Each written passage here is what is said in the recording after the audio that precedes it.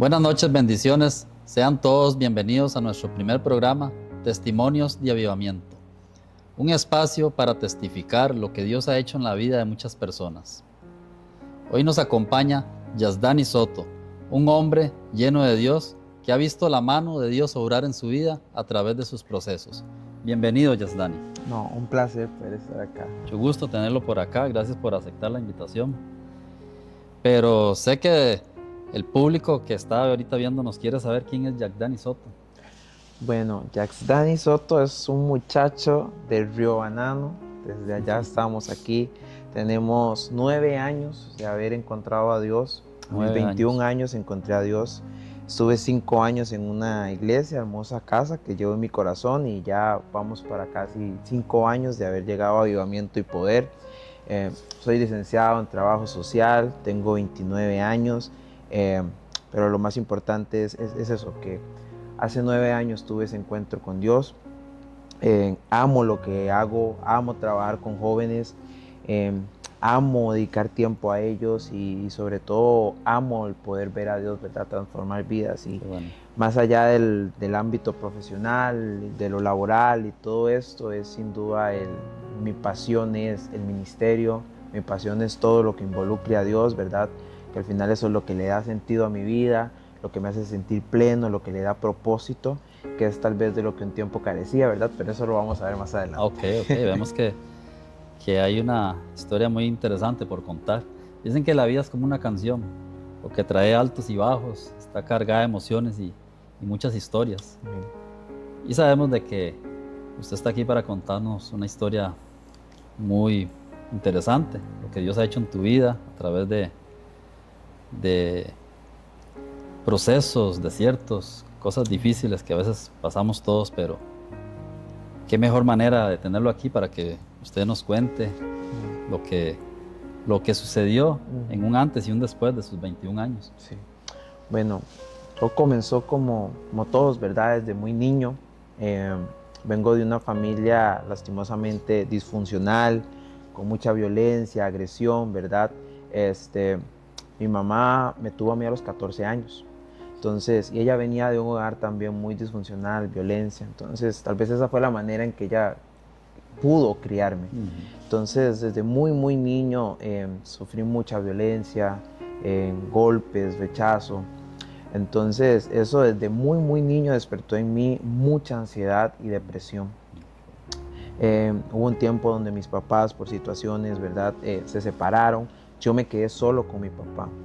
Y producto, ¿verdad?, de la violencia, de agresiones constantes, ¿verdad?, de palabras, porque no solamente eran los golpes, eran también las palabras, ¿verdad?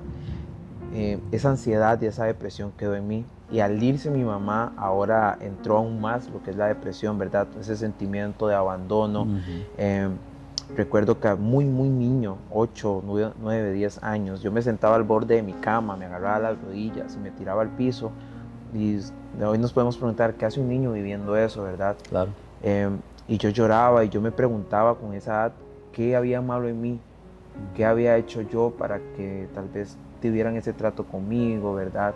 Entonces, desde muy, muy niño, la ansiedad, la depresión tocó mi puerta. Se agravó mucho cuando mi mamá se fue de la casa y yo me quedé solo con mi papá. Mi papá trabajaba, se iba a las 5 de la mañana, regresaba a las 6 de la tarde, entonces yo vivía solo, ¿verdad? Entonces, era como un niño tratando de aprender a resolver solo la vida. Hasta el día de hoy, ¿verdad? Aparte de lo que yo me digo es que tal vez la infancia nunca la viví, pero la ansiedad tocó mi puerta muy, muy, y cuando ya crecí, ¿verdad?, en la adolescencia, tal vez la violencia que un día viví creó en mí un mecanismo de defensa. Entonces cualquier acción o cualquier persona que me quería hacer algo, me hablaba pesado, me alzaba la voz o algo que a mí no me gustaba, yo reaccionaba con violencia. Era muy violento, era muy malcriado, no me dejaba. Entonces todo eso provocó, ¿verdad?, muchos ataques. Pero la ansiedad y la depresión tocaban mi puerta, o sea, era algo de todos los días.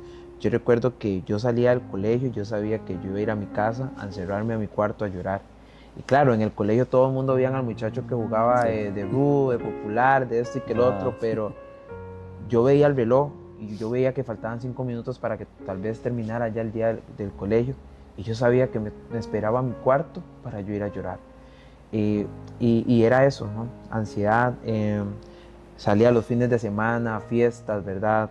Lo que uno usa para tratar de Claro. olvidar, en la ignorancia de uno, Claro. que uno cree que eso es diversión, pero usted se levanta al siguiente día y tiene la misma realidad, con un Sí. vacío todavía más grande, ¿verdad? Ujú.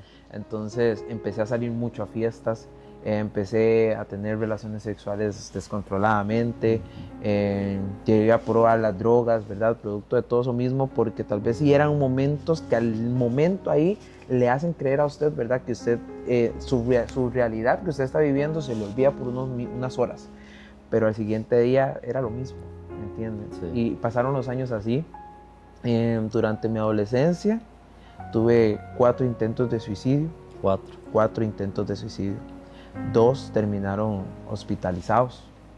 2 terminaron en el hospital. Y esa era mi verdad. La verdad era que a la gente trataba de ponerle una máscara, ¿verdad? Trataba de decir que todo está bien, pero era un joven con un corazón de un niño fracturado totalmente. Entonces la ansiedad fue parte de mí, la depresión. Tal vez nunca fue la parte tal vez de todo eso, ¿verdad? Que podemos ver ahora en la juventud, del narcotráfico y todo eso. Pero sin duda la ansiedad y la depresión era algo que estaba ahí. Yo sentía como que me respiraba en la nuca, era algo de mi vida y era algo de lo que yo pensé que nunca iba a poder salir. Entonces, esa fue parte de mi infancia, de mi vida y de mi realidad. Yo pensé que nunca iba a salir de esa oscuridad. Era como una oscuridad que me absorbía y yo pensaba que de eso nunca iba a haber salida. Que era algo con lo que una de dos, o yo iba a tener que aprender a vivir o tarde o temprano me iba a acabar la vida. Y sí, hice muchas cosas que no tenía que hacer, ¿verdad? Producto de esa soledad. Muchas veces hacemos cosas, ¿verdad? Por aceptación, para no sentirnos solos, Sí.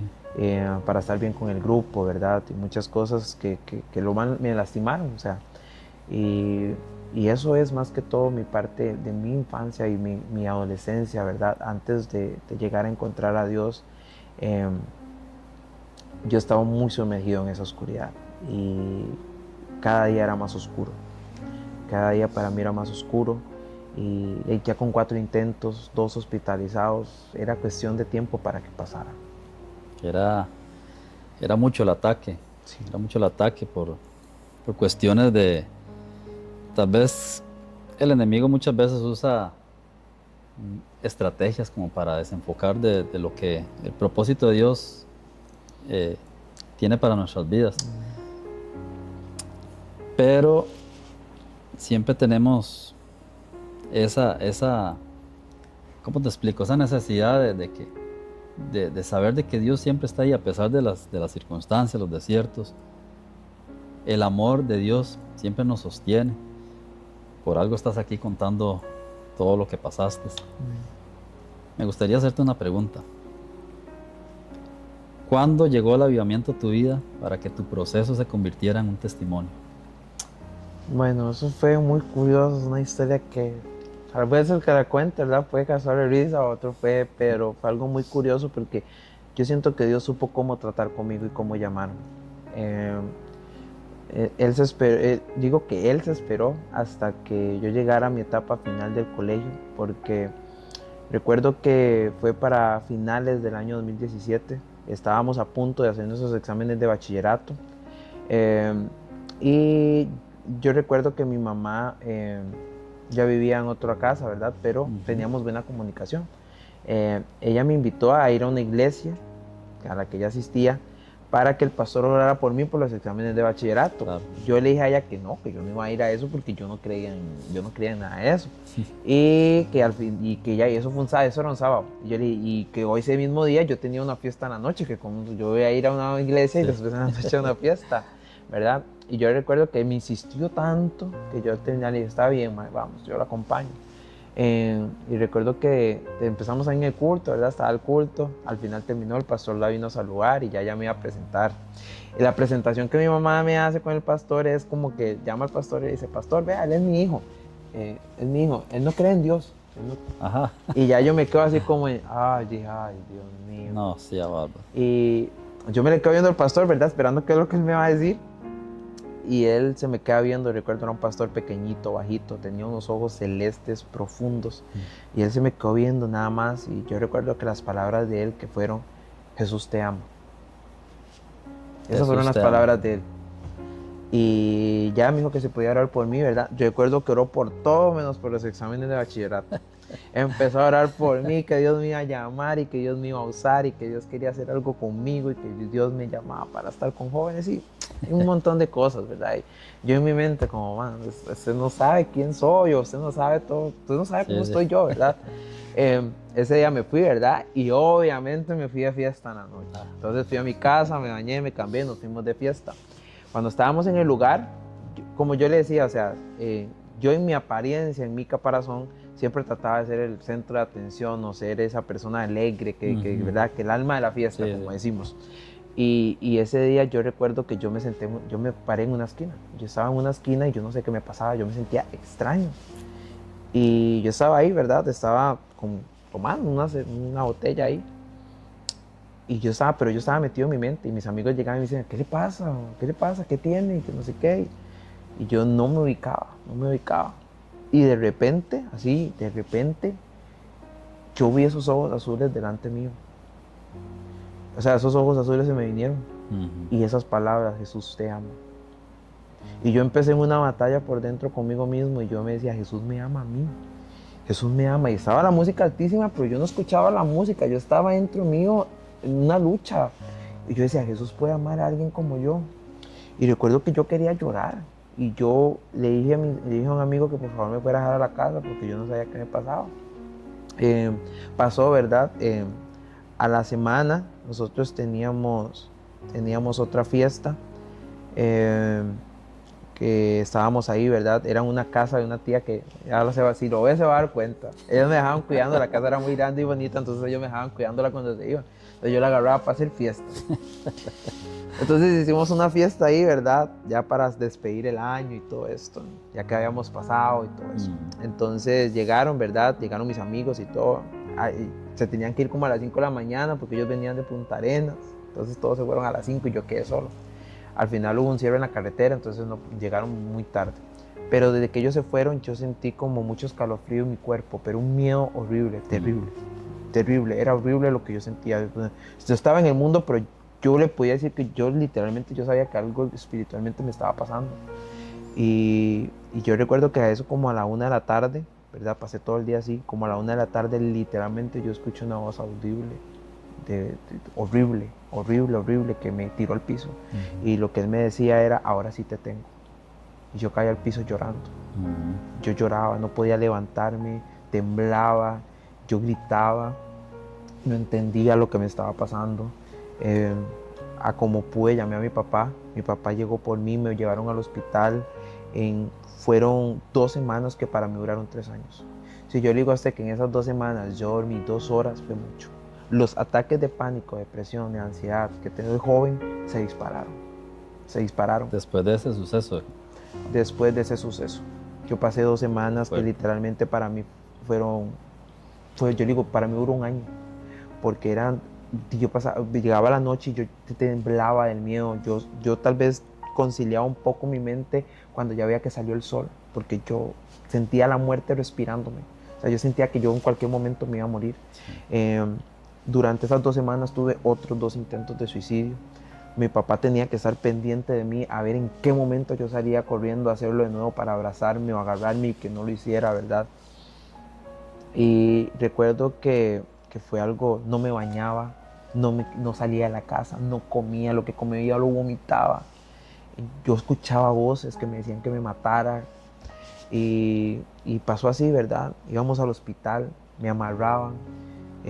Eso fue para Navidad. Recuerdo que yo pasé un 24 en un hospital, en una cama, viendo las bombas explotando y yo ahí en el hospital sintiéndome que... Y yo ya veía a mi papá cansado, ¿verdad? Por mi condición. Y un día estábamos ahí, ese día llegó mi mamá a verme, ¿verdad? Yo estaba en la cama, mi mamá me acariciaba el pelo y mi mamá me decía que si yo no había intentado con Dios, ¿verdad? Y yo le decía a ella que yo no creo en eso, ¿verdad?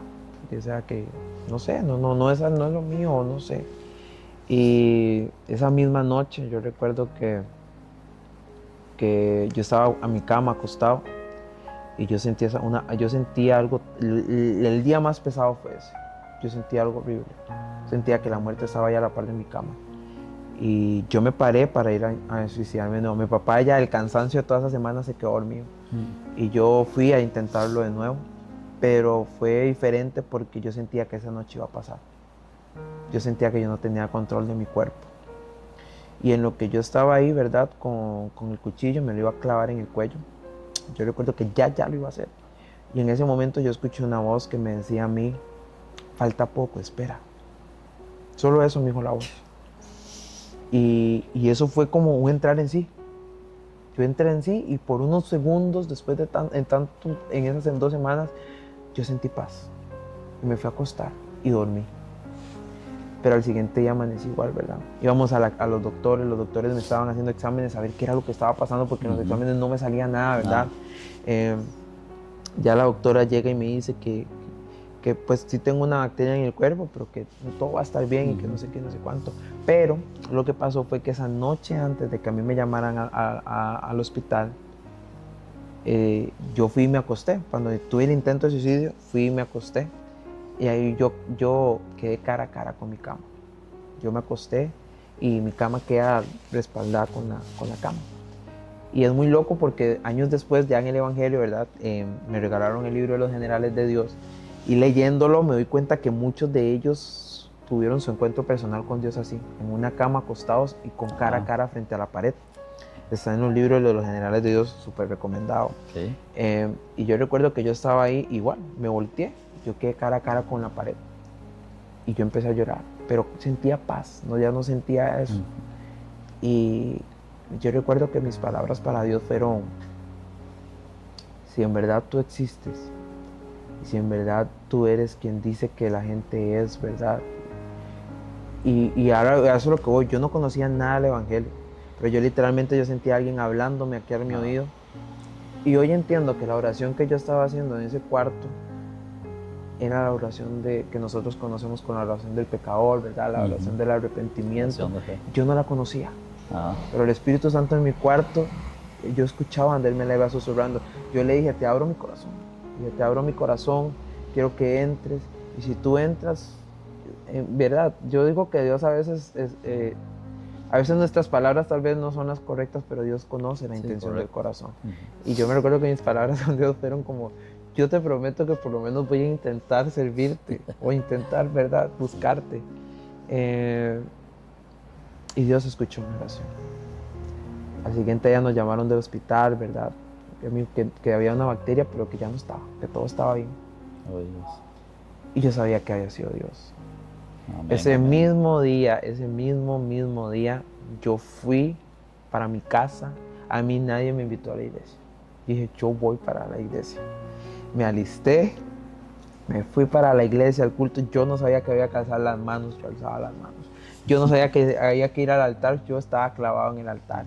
Y yo ahí en ese altar recuerdo que me arrodillé y fue la primera vez que yo escuché la voz audible de Dios, cuando Él me dijo, por 21 años he estado esperando este momento. Increíble. Y yo salí de ese lugar enamorado de Dios. Yo agarré mi celular ese día que salí de ese culto, yo iba borrando contactos, yo iba borrando videos, yo iba borrando música, yo iba borrando todo, porque yo me dije a mí mismo, yo no sé qué es lo que yo acabo de vivir, solo sé que lo que yo acabo de vivir yo lo quiero para toda mi vida. Y fue experimentar la presencia de Dios. O sea, ese día sentirme abrazado, sentirme entendido, o sea, sentir que todos esos vacíos, toda esa ansiedad, toda esa depresión, ¿verdad?, que pasé solo, saber que, y Él me enseñaba, o sea, para mí era muy loco porque yo cerré mis ojos y Dios me enseñaba a mí momentos muy difíciles míos de niño, y Él me enseñaba cómo Él estuvo ahí conmigo. Tal vez yo no lo vi, ¿verdad?, porque no me enseñaron quién era Dios, correcto. Pero Él me enseñaba cómo Él estuvo ahí conmigo. Y yo me enamoré de la presencia de Dios. Recuerdo que ese día me regalaron una Biblia, yo llegué a mi casa como a las 10 de la noche y me senté en la mesa de mi casa y yo me senté a las 10 y yo terminé a las 3 de la mañana a leer la Biblia. 3 de la mañana. Yo leía, yo lloraba hasta con las genealogías. Yo lloraba yo lloraba, no entendía mucho, pero Dios veía mi corazón y yo me enamoré de Dios. Desde ahí para acá han sido ya 9 años donde yo no he podido soltar a Dios. Y han pasado procesos, han habido cosas, pero yo recuerdo un tiempo también donde estábamos con muchas cosas. Yo siempre fui activo en la iglesia. Cuando yo me metí de lleno. Yo no voy a meter a medias, yo me metí de lleno. Y empecé rápido a servir en jóvenes, ¿verdad? Y a mí me gustaba. Pues yo me apasioné por Dios. Y en ese tiempo empecé a estudiar, ¿verdad? Lo que es la carrera de trabajo social, y yo hacía muchas cosas. Entonces yo recuerdo que llegó un tiempo donde mi papá me vio muy cansado. Y él me decía, usted trata mucho en eso. Si usted sigue así, yo a usted no le voy a pagar más. Decía, universidad o iglesia. Y yo le dije a papi, vea, con todo respeto, yo a usted lo amo. Pero si usted me pone a mí esa decisión, no me pague más la carrera. Porque recuerdo que en ese tiempo estaba trabajando también. Entonces era todo. Y yo le dije, si yo tengo que dar el trabajo, yo lo dejo, pa. Porque ¿se acuerda cuando yo estuve esas 2 semanas ahí metido en ese cuarto perdido? O sea, a mí no fue la universidad que me vino a dar la mano. A mí no fue el trabajo que vino y me salvó. O sea, yo sé quién fue el que fue a rescatarme ahí. Esa oscuridad que solo yo sabía que yo estaba viviendo. Él fue el único que fue a meterse ahí para sacarme a mí. Entonces, claro. Y Dios no sabe que el servicio no paga nada, pero es mi manera de decirle a Él, te amo, claro, estar agradecido por eso. Y yo me enamoré de Dios. Y hasta el día de hoy, yo no puedo vivir sin la presencia de Dios. Qué bueno, amén, amén. Qué historia más impactante. Vemos como un hombre de Dios hoy está testificando lo maravilloso que ha sido Dios en su vida. Y historias como estas son las que vamos a vivir poco a poco, presentándoles a cada uno de ustedes. Esta historia de Yaxdani me generan un poco de preguntas que en el próximo bloque le vamos a estar haciendo. Vamos a ir a una pausa y cuando regresemos vamos a conocer un poco más qué tiene que decirnos Yaxdani con unas preguntas que vamos a hacerles, porque es muy importante este tema de la ansiedad en la vida de muchos jóvenes. Es un ataque muy fuerte. Es una situación que precede lo que es la depresión y los pensamientos suicidas. Entonces queremos generar ciertas preguntas para que muchos jóvenes y personas puedan entender un poco cómo salir de esta situación, enfrentarla, que es importante, y que puedan saber lo que Dios puede hacer respecto a este tema. Ya regresamos.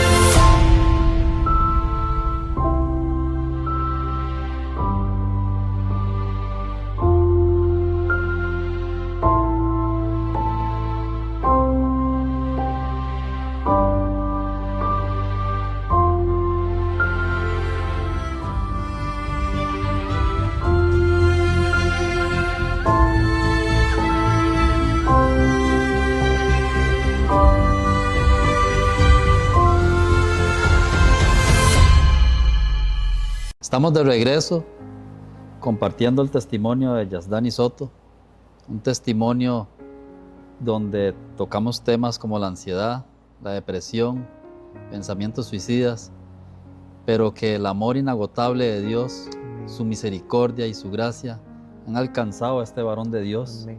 un testimonio andante de todo lo que Dios hizo en su vida, del cual genera muchas preguntas importantes, porque sabemos de que la sociedad actualmente está pasando por muchos de estos temas.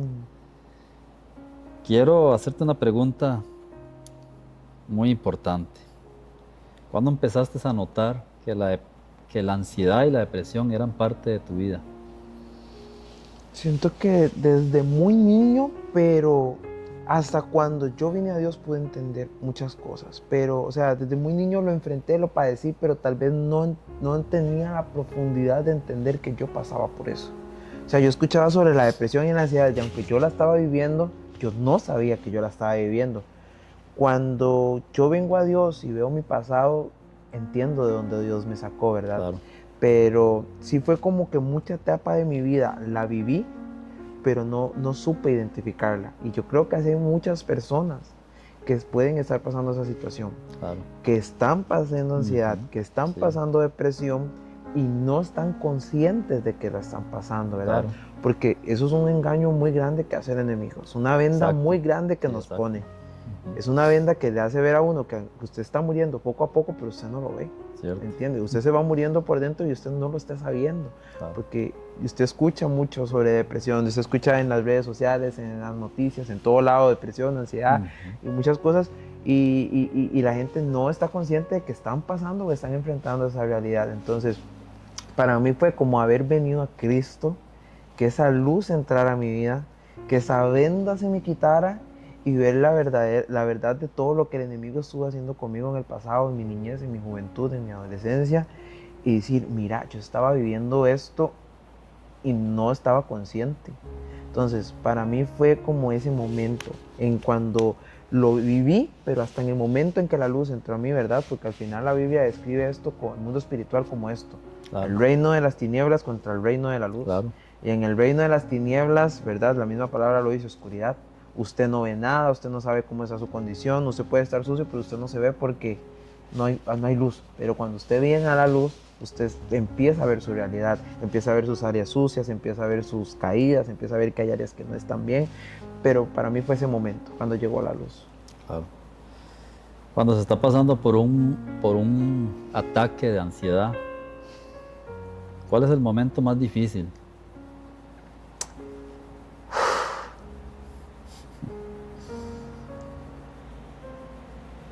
Yo creo que es ese sentimiento tal vez de no sentirse comprendido, sentirse solo en eso. O sea, es que ese miedo de pedir ayuda, es esa sensación tan horrible del cuerpo, ¿verdad? Que es literalmente los brazos, el pecho, todo, ¿verdad? Y tener que pasar ese proceso tal vez callado, solo en tu cuarto, porque tal vez sientes que nadie te va a entender o te van a juzgar, ¿verdad? Entonces siento que esa es la parte más fea, ¿no? En ese momento de ataque donde estás cara a cara con esa realidad y no puedes correr para ningún lado, ¿verdad? Bueno, en un momento no tiene a Cristo, ¿verdad? Pero es ese momento en el que te ataca, te abraza y sientes que vas a morir o sientes que todo va a salir mal. Y esos pensamientos es uno tras otro y todos son de catástrofe, todos son de temor, todos son de destrucción, ¿verdad? Entonces es algo que quisieras controlar pero no puedes.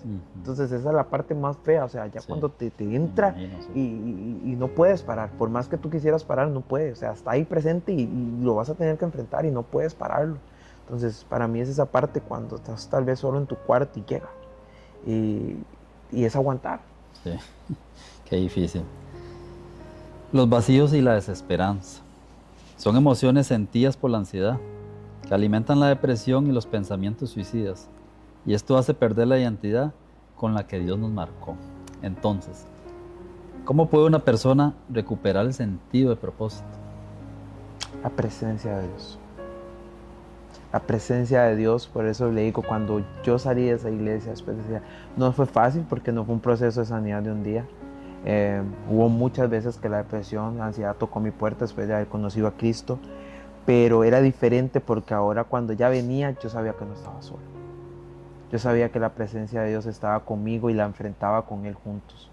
O sea, cuando venía y quería tocar, yo sabía que Dios estaba agarrado de mi mano y ya no era igual. Ya ella no tenía poder sobre mí, ya ella no me gobernaba. Pero fue la presencia de Dios. Es la presencia de Dios la que entró en mi corazón, ¿verdad? Y al final su amor. Dice la palabra, ¿verdad? El verdadero amor echa fuera el temor. Claro. Y la ansiedad y la depresión no es más que el temor. Sí, depresión, ¿verdad? Es el temor por todo lo que vivimos en el pasado, ¿verdad? Nuestras experiencias difíciles. Y la ansiedad es más que todo el temor al futuro, ¿verdad? De lo que tenemos que hacer o de lo que va a pasar y casi siempre pensamos que va a ser mal. Entonces, el amor de Dios. Experimentar. Yo recuerdo que yo no sé en qué momento yo empecé a hacer cambios en mi vida, pero yo solo quería la presencia de Dios. Y esa misma presencia fue haciendo cambios en mí, sin exigirme nada, sin presionarme, sin pedirme nada a cambio, ¿verdad? El estar expuesto constantemente a esa presencia de Dios, como te dije, cuando yo salí de esa iglesia, yo quería eso todos los días. Yo quería, para mí era una adicción estar en la presencia de ese Dios. primer amor que llaman. Sí, eso que llamamos el primer amor. Y estar ahí todos los días, y eso me fue limpiando, me fue sanando, y la presencia, hasta el día de hoy es la presencia, porque al final cualquier hombre o mujer de Dios, ¿verdad? Que Dios use o que Dios esté usando para lo que sea, si dejamos de estar en la presencia, somos víctimas de otra vez que la ansiedad, la depresión y eso toque nuestros corazones. Entonces, para mí es la presencia es todo lo que... A la hora de manejar la ansiedad, ¿qué papel juega la familia, el trabajo, los amigos? En el entorno, ¿qué papel juega? Muy importante, muy importante, ¿verdad? Como familia creo que nunca debemos de, a veces ahora se da esta idea, ¿verdad? De llamarle a alguien que esté pasando depresión, ansiedad, decirle es que lo que quiere es llamar la atención o que está de moda, ¿verdad? Y lastimosamente ya cuando la persona llega a la etapa final, que es el intento de suicidio o ya que lo logre hacer, ahí decimos, ¿por qué no hice caso? Entonces, yo siento que muchos de los jóvenes, o cualquier persona, cualquier edad que esté, porque esto no mide estatus, ¿verdad? La depresión y la ansiedad no mide ni economía, no mide ni si es profesional o no mide nada. Sí. Él se va a comer al que se ponga, se lleva. Sí. Entonces, muy importante. Yo siento que hay personas que a veces lo único que necesitan es ser escuchadas.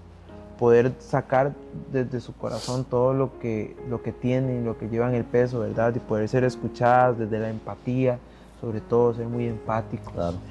Reflejar el amor de Dios. Yo creo que Jesús en cada persona que Jesús intervino durante su etapa como humano aquí en la tierra, Jesús no solo hizo milagros que sanaban físicamente, sino también internamente. Una de las historias que a mí más me impacta es cuando Jesús hace el milagro en la mujer del flujo de sangre, ¿verdad?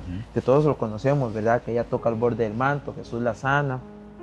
Pero esta mujer por 12 años, ¿verdad? Cuando tenían estas enfermedades, a ellas las sacaban, o sea, las exiliaban de las aldeas, ¿verdad? Claro. Entonces estamos hablando que es una mujer que por 12 años no tenía familia, no tenía un padre. Y para las mujeres en esa época, la bendición de un papá o el papá era algo importantísimo. Claro. Y si vamos a la historia, cuando Jesús después dice, ¿verdad? ¿Quién me tocó y todo esto? Lo último que Jesús le dice a ella es, hija. Entonces no solamente le hizo una sanidad, ¿verdad? Física, sino ahí le recobró su identidad. Entonces es importante eso, las palabras, escuchar, el amar a los padres. Y hay un consejo que podemos darle, dígale a su hijo que está orgulloso, que es importante, que está haciendo las cosas bien, que vamos. Eso es importante. Yo sé que muchas veces tal vez no lo recibimos, pero es nuestra obligación cambiar esa historia. Entonces para mí es un rol fundamental. Claro, esta pregunta es muy importante. Sé que muchas personas están pasando por situaciones parecidas. Y lo tomo como personal esta pregunta también porque tuve un suceso en mi vida respecto al suicidio, disculpe. Mi papá de crianza tomó esta decisión de suicidarse. Una persona que usted lo veía muy feliz, sonriente todos los días. Normalmente. Una persona ejemplar, un héroe, un todo para mí en ese momento, ¿verdad? La pregunta que me hago es cómo identificar. Yo no lo logré en ese tiempo, porque sé que muchas personas que están viendo esto pueden estar pasando la misma situación. Tienen familiares, amigos, personas del cual uno los ve muy felices, los ve en su vida normal, pero por dentro están destrozados. Personas que se guardan las cosas y tal vez no lo identificamos. Entonces, la pregunta es cómo identificar a una persona que está pasando por ansiedad o depresión. Yo siento que lo más importante es en todo esto es nunca, pero nunca dejarse llevar por las apariencias. A veces pensamos que la persona que está alegre, gritando y alegre y va a ir por todo lado, que ay, no, ella está súper bien internamente y todo eso. Cuando normalmente las personas que son así, entre más, no todos los casos, ¿verdad? Pero a veces entre más extrovertida sea una persona y más trate de hacer a todos sentir cómodos, es porque es una persona que sabe y conoce desde su interior lo que es la tristeza, la soledad. Entonces siempre busca como ayudar a otros a no sentirse así. Una persona que está sumergida en la oscuridad de la depresión y la ansiedad, siempre, obviamente, ¿verdad? Por su propia experiencia, no va a querer que nadie más viva en ese hueco. Correcto. ¿Verdad? Y es como muchos pasajes, muchas historias de la vida que podemos encontrar. Al final, ¿verdad? Vemos que su experiencia personal, su testimonio, lo que usted enfrentó, al final usted siente empatía. Por eso siempre decimos, o sea, pongamos un caso, una persona cae en fornicación, es restaurada por Dios, todo eso, ¿verdad? Tuvo un proceso difícil, pero Dios lo restauró, siguió sirviendo, Dios lo está usando y ya está liderando, pongamos un grupo. Y dentro de ese grupo cae una oveja en fornicación. ¿Quién es el primero que va a correr a restaurarlo? Él, porque sabe lo que es vivirlo. Sí. Entonces, yo siento que mucha parte de lo que podemos identificar es nunca dejarse llevar por apariencias y sacar tiempo para escuchar a las personas que amamos. Exactamente, muy importante. Nos sacamos tiempo para sentarnos a hablar. Asumimos que compartimos, vivimos en el mismo hogar y asumimos que estamos bien. Correcto. Porque comemos en la misma mesa, estamos en la misma... Pero eso no es lo mismo, habitar en un espacio, ¿verdad? Que comunicarnos, convivir, habitar. Sí. Somos familia, ¿cómo estamos? ¿Cómo te fue hoy? ¿Qué piensas? ¿Qué sientes? ¿Qué estás enfrentando? Y generar esa confianza. Sí. Cuando nos comunicamos, ¿verdad? Es como nuestra relación con Dios. Entre más tiempo pasamos con Él, mejor es nuestra relación y comunicación. Yo creo que eso es lo que está matando a muchas personas. Correcto. El que asumimos que vivimos, vamos al trabajo, comemos, venimos, nos acostamos, nos levantamos, desayunamos, almorzamos y ya, es como una rutina. Sí. ¿Y en qué momento del día sacamos tiempo para hablar con la persona que amamos? Correcto. Y escuchar? Y esas personas generalmente, cuando ya se genera la confianza y la comunicación, uno identifica entre las palabras que algo no está bien. Sí. Importante esa respuesta para muchas personas. Sé que es difícil a veces identificar, pero sí. Qué mejor de una persona que ha pasado por esta situación conocer la forma y las respuestas para identificar eso. Cuando Dios llega al rescate de una persona, ¿cómo mantener la firmeza para no volver a caer donde Él nos sacó? Esa la palabra de Dios. Esa es la otra. Sé que a veces la gente dice, es que yo tengo depresión y lo mandan a uno, vaya ahora y vaya para... No es la manera que uno lo hace, ¿verdad? Pero al final las dos cosas que lo van a salvar a uno, no solo de esto, sino de todo en la vida, es la palabra y la oración. Pero en este caso para mí fue la palabra. ¿Por qué? Porque como te dije, yo me inundé en la presencia de Dios, pero yo me enamoré de la palabra de Dios. Yo me enamoré, yo pasaba horas y encontraba versículos que yo entendía que Jesús no era lo que la religión a mí me había dicho por muchos años. Cuando yo empecé a leer la Biblia me di cuenta de un Jesús que llora. Y a mí nunca me hablaron de un Jesús que llora. A mí me di cuenta de un Jesús que sintió angustia en el Getsemaní. Y a mí nunca me hablaron de un Jesús angustiado. Siempre hablamos del Jesús divino, pero Correcto. Nunca hablamos del Jesús humano. Cierto. Y dice la palabra de Dios que también esa fue otra parte que yo dije, wow, ¿qué es esto? Para mí era como todo un mundo nuevo abierto. Sí. Porque también te encuentras, ¿verdad? Que dice la palabra que tenemos un sumo sacerdote capaz de compadecerse de nuestras debilidades. ¿Y por qué? Porque Él fue humano. Exacto. Entiende de primera mano lo difícil que puede ser. Y dichosamente a Él nunca... La depresión, la ansiedad y, ¿verdad? Todo lo que sea esto nunca llegó a cauterizar su corazón, ¿verdad? Porque en Él no hay pecado, no hay mancha, no hay nada. Exacto. Pero entiende nuestras debilidades, ¿verdad? Entonces fue fue entender que Jesús me entendía, que Él no me juzgaba, que Él no me señalaba, que Él me amaba. Y encontré dentro de la Biblia, ¿verdad?, historias de hombres que enfrentaron esto, que enfrentaron depresión, ¿verdad? Te encuentras a Elías, te encuentras salmos de David que hablan sobre procesos de angustia, de depresión, de ansiedad, Correcto. ¿verdad? Y entonces, un versículo que a mí me enamoró y me fue cambiando esa manera de ver a Dios, fue un versículo en un salmo donde él habla que Dios prepara un hogar para los solitarios. Y yo me enamoré de ese versículo. Él prepara un hogar para los solitarios. Y yo me acuerdo que cuando yo leí ese versículo, yo cerraba mis ojos y Dios me decía, ese hogar que yo preparo es mi presencia misma.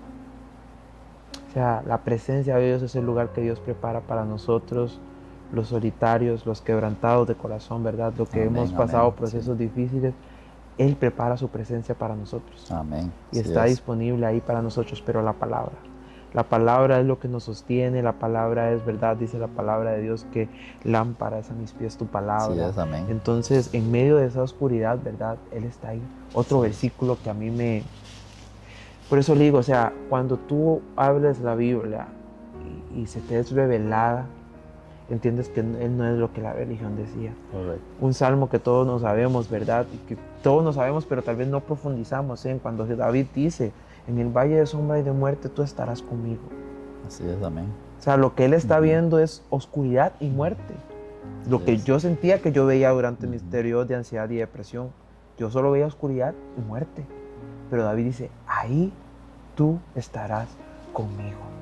Entonces la palabra me enseñó a conocer el corazón de Dios, no por religión, sino por relación. Y eso me sostuvo en tiempos difíciles. Qué bueno. ¿Qué le dirías a una persona que hoy está pasando por ansiedad o depresión? ¿Qué le dirías?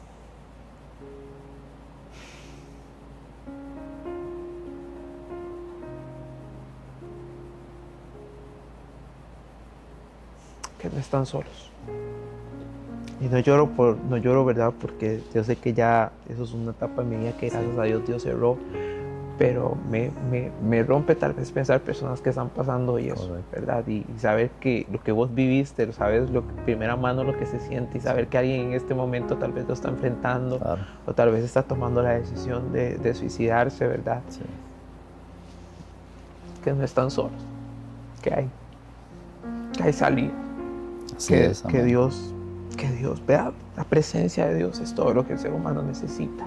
Claro. Que están a una oración de encontrar lo que Dios ocupa. Así es, que Dios está disponible para ellos, que tal vez, ¿verdad?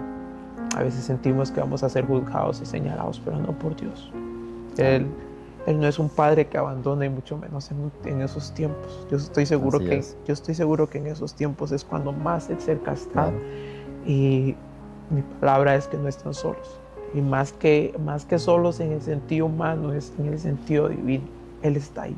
Amén, en esa oscuridad de esa habitación o en cualquier lugar donde Él está ahí.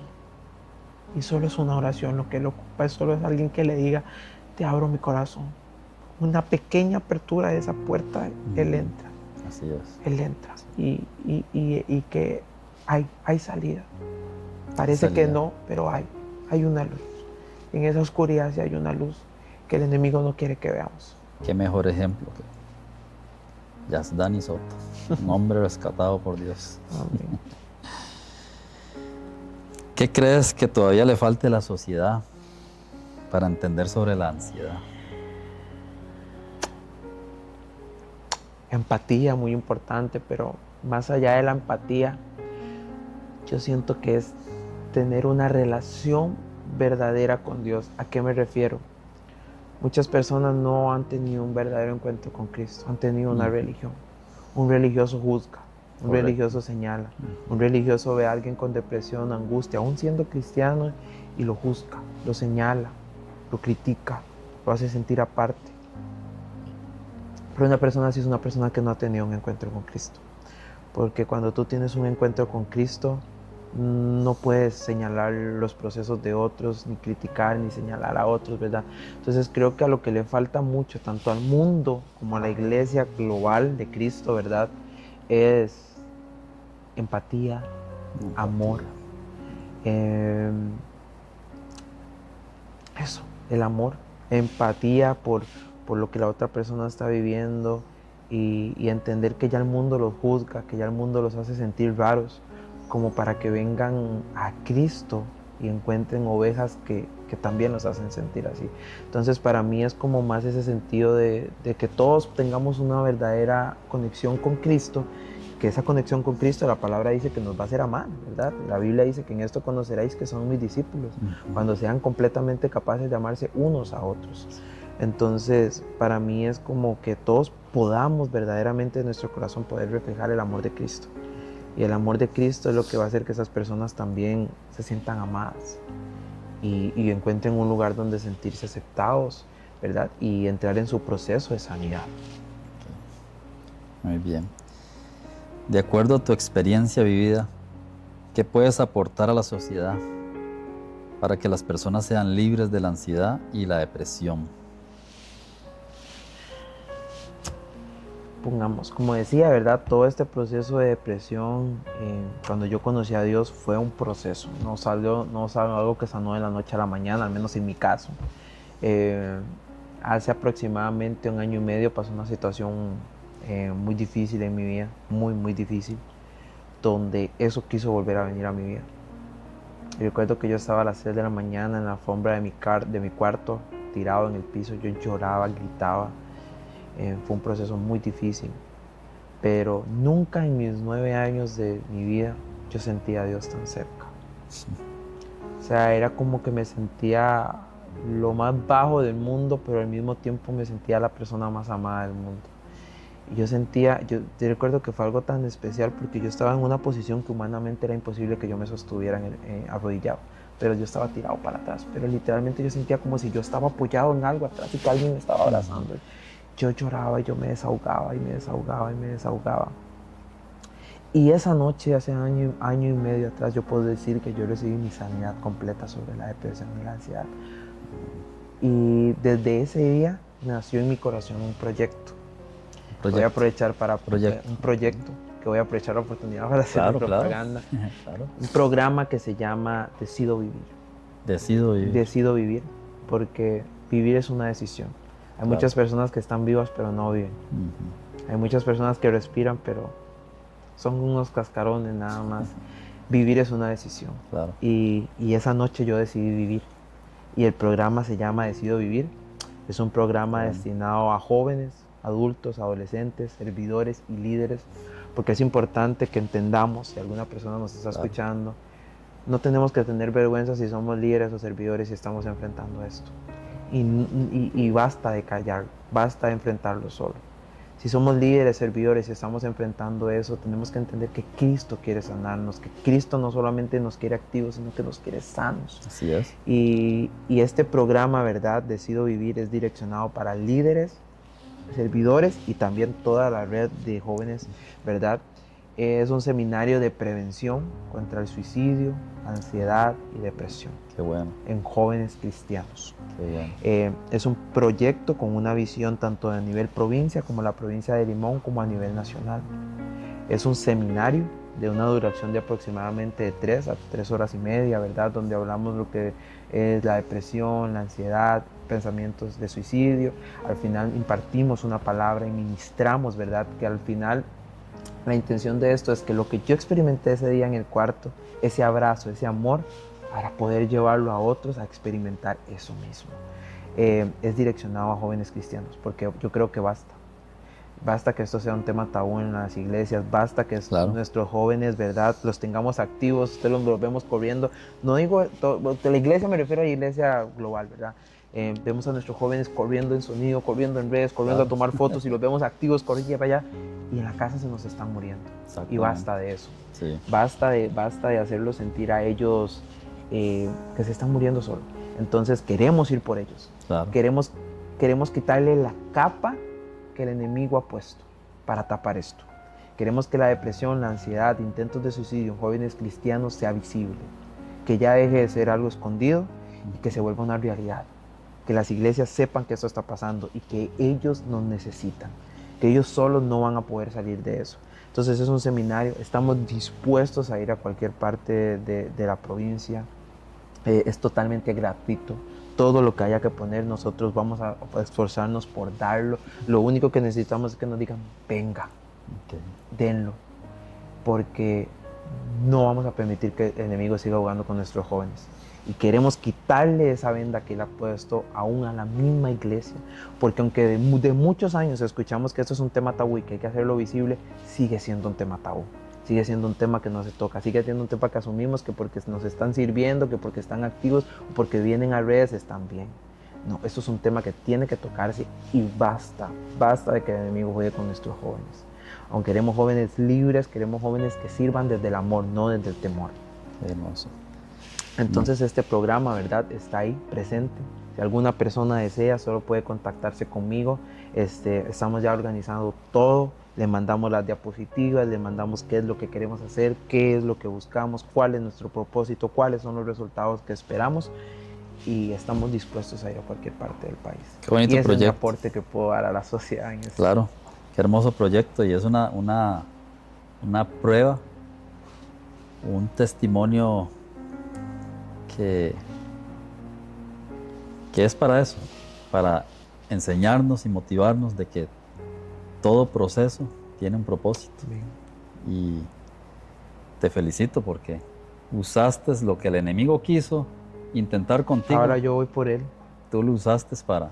Una noche yo recuerdo donde ya siendo cristiano, ¿verdad? Esa misma noche donde estaba ahí, que yo te conté la última, a las 3 de la mañana, hace año y medio, yo le dije al diablo, yo soy así, yo voy para el frente, yo le dije a él, usted tiene una de dos, o usted me mata, o usted me hace algo a mí, o me mata con esto, o usted se va a arrepentir. Y Dios me sanó, y ahora yo le aseguro que él se va a arrepentir. Qué bueno. Increíble. Qué bella historia y qué bonitos propósitos. Bueno, para concluir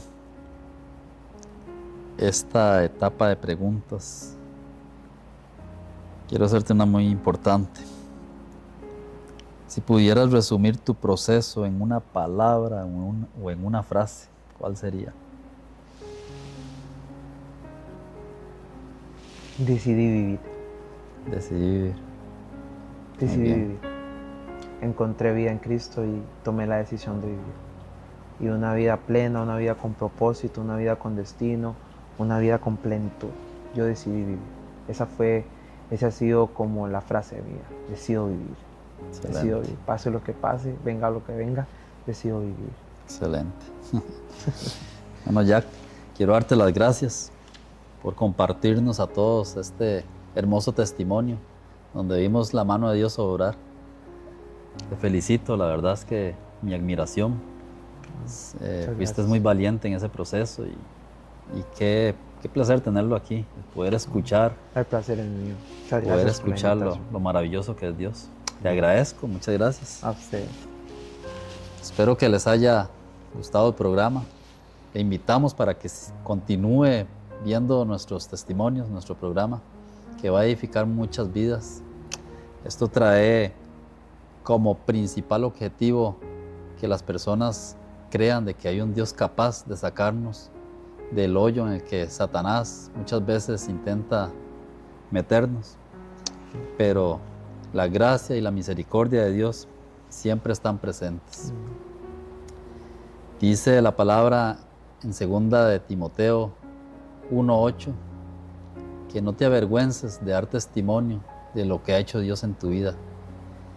Y gracias, Jack Dani, por cumplir ese versículo aquí.